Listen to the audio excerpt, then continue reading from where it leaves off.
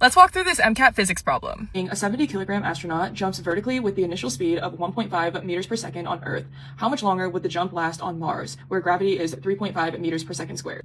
So because this question is asking how much longer would it take, we have to find the amount of time it takes for the astronaut to jump up and down on Earth and compare it to the amount of time it takes for the astronaut to jump up and down on Mars.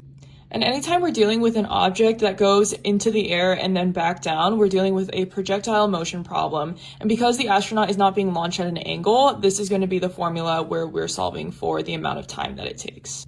And because this question is asking us how much longer it would take for the astronaut to jump on Mars versus how long it would take for him to jump on Earth, this is the final ratio that we want to solve for.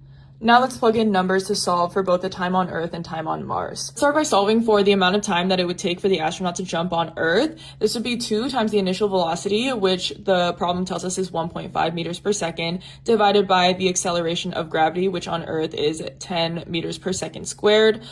Solving for all of that, 2 times 1.5 is 3, divided by 10 is 0.3. We can do the same thing to solve for the amount of time it takes for the astronaut to jump on Mars. So 2 times the initial velocity of 1.5 divided by the acceleration of gravity on Mars, which the problem tells us is 3.7 meters per second squared.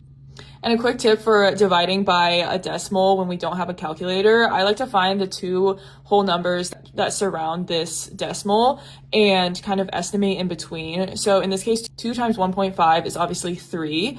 And for the bottom number, because 3.7 is between 3 and 4, we are dealing with an answer choice that's in between 1 and 0.75. And because 3.7 is closer to 4 than it is to 3, the answer is gonna be slightly closer to 0.75. So our estimate for the answer for time on Mars is gonna be 0.8. Now we have everything we need to find our final answer. So just plugging these numbers in, we would get 0.8 divided by 0.3, which is 2.7 times longer on Mars than it is on Earth. So in this case, A is going to be our correct answer.